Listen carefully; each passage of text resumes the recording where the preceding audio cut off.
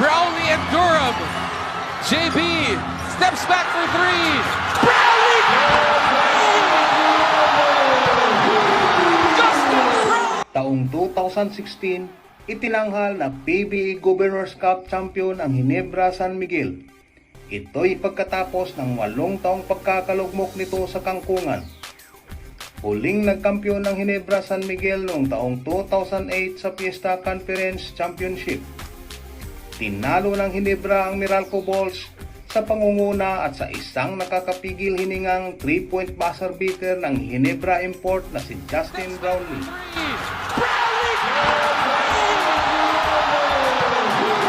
Isa lang ito sa mga tournament na pinabilib tayo at pinahanga ng isang 6'6" at Gilas Pilipinas naturalized player na si Justin Brownlee.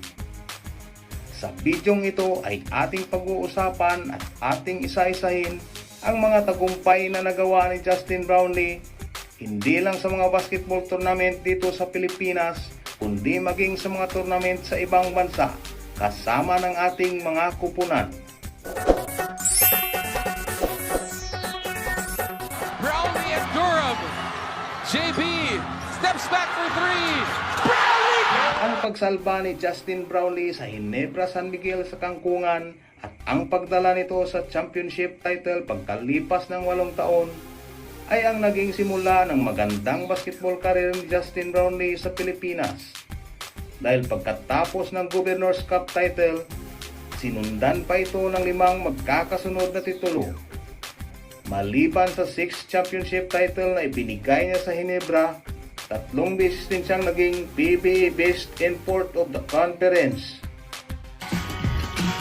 Brownlee, quick three. Bang! Bang! Bang! Lead now down to 1. Taong 2018, nang pinangunahan niya at binigyan ng karangalan ng ating bansa ng pataubin ng Alab Pilipinas ang katunggaling Thailand's Mono Vampire sa ABL o Asia Basketball League.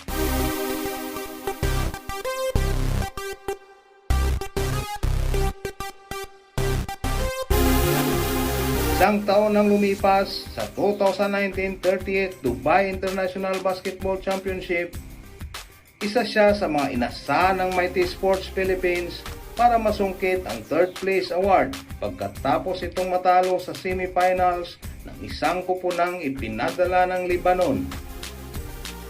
Brownlee gets it.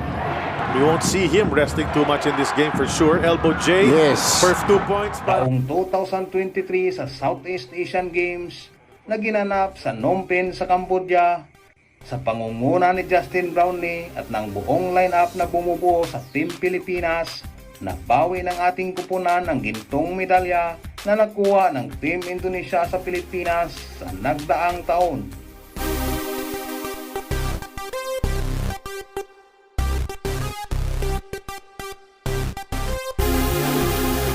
Pagkalipas ng ilang buwan sa Asian Games na ginanap sa Hangzhou sa China, pinataob ng Gilas Pilipinas ang host country na China sa semifinals at sa pangunguna pa rin niya nasungkit ng Team Pilipinas ang gintong medalya matapos talunin sa finals game ang napakalakas na kupunan ng Jordan. Sa tulong ni Justin Brownlee, muling nagkampiyon ang Team Pilipinas sa Asian Games pagkalipas ng 40 taon.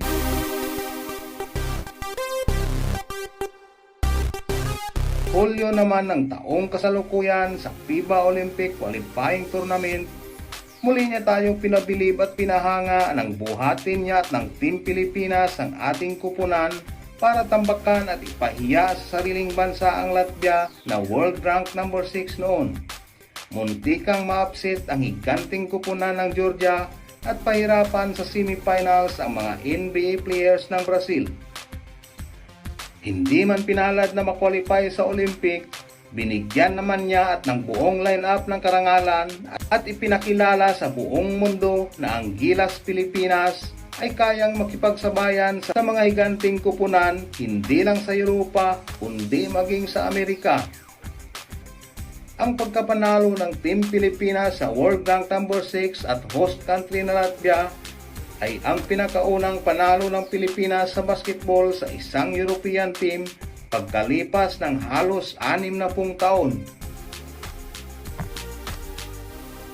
Ang mga nabanggit ko ay ilan lamang sa mga achievement na nakamit ng ating Team Pilipinas sa tulong ng isa sa mga naturalized player ng Gilas Pilipinas. At kung meron man akong nakaligtaan at hindi nabanggit, huwag mahiyang mag-comment sa baba. Maraming salamat. I'm out.